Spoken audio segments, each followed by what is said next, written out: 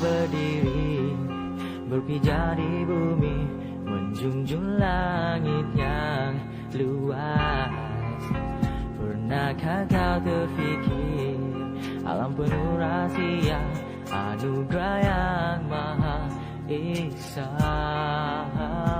Berjalan bermusafirlah, melihat kebesaran Tuhan yang diciptakan untuk mereka yang berpikir dan bersyukur di atas nikmat dan kurnia-Nya. Nilai harganya iman dan takwa bagi hamba yang setia.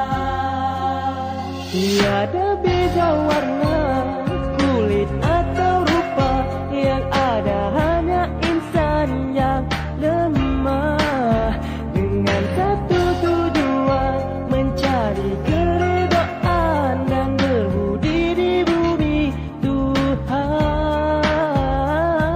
Berjalan bermusafirlah, melihat kebesaran Tuhan yang diciptakan untuk mereka yang berpikir dan bersyukur di atas nikmat dan kurnia-Nya. Nilai harganya iman dan takwa bagi hamba yang setia.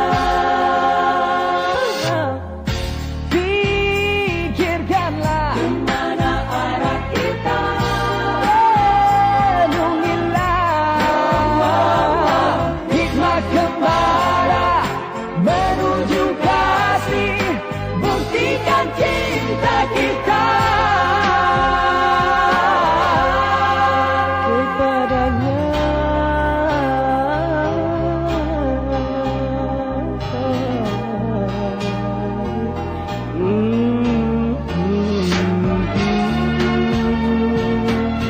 Ini gembala kita, berjalan bermusafirlah untuk melihat kebesaran-Nya, lantas berfikir bersyukur di atas nikmat dan kurnia-Nya.